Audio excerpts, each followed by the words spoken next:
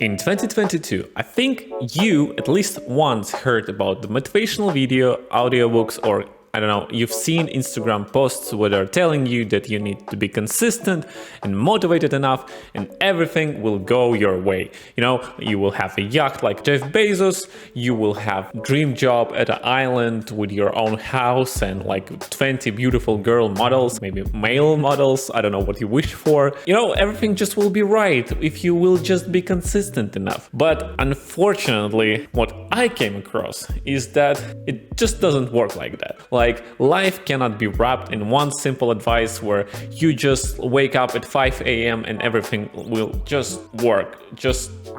Especially, this is not the case for a game developer. So, according to the latest report from in first half of 2022, consumer spending on mobile games was $41.2 billion. Such numbers are not at all surprising, considering how much money is spent on promoting these games. Take as an example the sponsorship video of Mr. Beast and Brawl Stars, where the game development company sponsors video with about $500,000. So I looked at it and I thought, okay, I need to start to develop my own mobile game. And oh boy, was it hard. So my idea was to create a mobile game about the vacuum cleaner robot that cleans rooms, collects coins, gives cats a ride, destroys other robots and furniture. But when I started working on the game, everything turned out to be much more complicated than I expected. Not only do you have to write code that eventually comes out very clumsy and it's so broken that it can be given as a crutches to the disabled person, but when you realize how much actually skills you need to build a game, you just want to like go out at the streets during the rain and like in Bruce Almighty movie scream. You win! I'm done! So after some time, after working on the game, I realized that I just don't have time to learn perfect 3D modeling. I just don't have time, I don't know, for working out specific effects that have been already created. And so I started buying a bunch of assets, effects, and so on. So for months I was absorbed finishing the game and I bought everything that could save me time. On one hand, you might think that this is a stupidity from the category where the people say I need to buy a dumbbell, then I can be a fit person, or I need a tablet, huge tablet with a display and pencil, then I can become an artist. No, you just need a piece of paper and you just need to, I don't know, do push-ups. But this is not the case. So from some points, businesses basically take money, invest money into the business, and they have more money to more invest into the business. And I thought, okay, if I want to have a product that I can sell later, I need to speed up the process and focus on the important things, you know. I bought a 3D models for the levels to focus primarily on the development. I bought effects library to make the game more dynamic, and at one point I even bought some UI elements. I'm kind of ashamed to admit that because as a UX UI designer, you have to like build everything yourself. You have to buy, like, you have to prove to other UX designers that you are worth it, you know, that you are the real shit. So in total, I spent around 200-300 euros for some assets and for some effects. It's not that much, but still it's money that I spent it on the game and I wanted some return on it. Despite this, I still had a big problem. Time. When you work full time and spend 1 hour to the trip to the office, 8 hours for sleep, and like, you know, 1 hour to cook food, you have 2-4 hours a day left for making a game. And it's not much, especially if you consider that you can have an unforeseen circumstances where you need to do something else. You know, you just cannot go to work 8 hours, came home and work 2-4 hours every day. You have circumstances that like will go in your way. So as a result, I had 2 or 4 hours a day to make my game.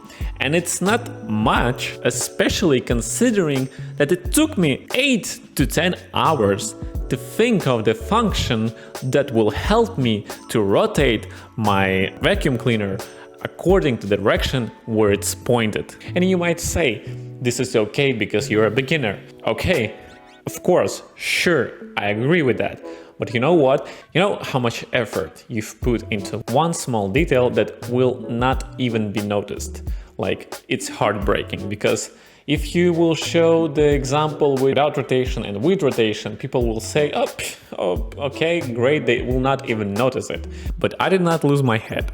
I decided to get up at 5:30 in the morning every day and do something at least for an hour and a half a day, every day. It ended up helping me a lot. I finally started to feel the progress and the things on my to-do list started to shrink. I implemented menu, a store, mines, robots, and more, all thanks to the daily diligence. But no matter my effort, life did not become any easier. Each time, more and more things appeared that I had to add in a game or I had to add to my to-do list. I had to create a website, privacy policy, icons for the game, fix dozens of incapabilities in the code that prevented me from uploading the game to the Play Market, and much more. And you can imagine if rotation demotivated me, then this to-do list crushed me each step. But I kept pushing. I spent hundreds of hours trying to finish this game in a good condition. I pushed.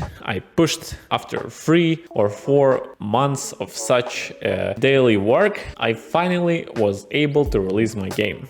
To say that my life changed after hundreds of hours of work is to say nothing. Money poured in, the company began to write me with job offers, and I was able to start the life of my dream. Well, or everything was not so rosy. You see, if you're a solo game developer, your responsibilities include everything you could imagine, like everything. So you're starting from making a code, making models, making logic, functionalities, and etc. And then when you finish a game, you might think you are a great game developer, game designer, level designer, and etc. But after the scope of creating a game, you have another scope when you need to be a best PR manager that life could create. Because if you will not be the best PR manager, you will not promote this game and you will basically don't get anything in return because you cannot promote your game.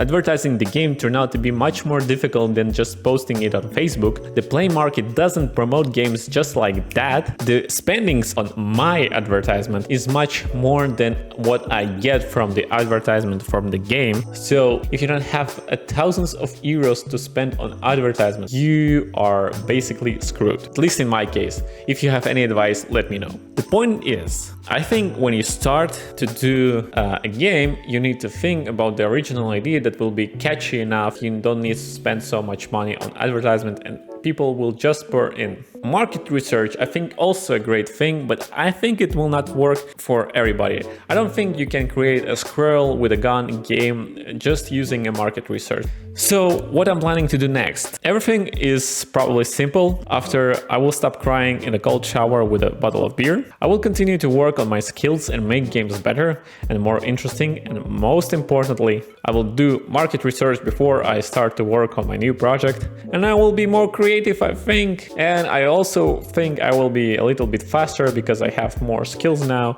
And this is definitely a big benefit. So if you like this video and you want to watch more sufferings of game developers or game developer, please subscribe. I will also create a couple of videos about game studios. I think it'll be fun. Hope you liked it. Please press like and support the channel.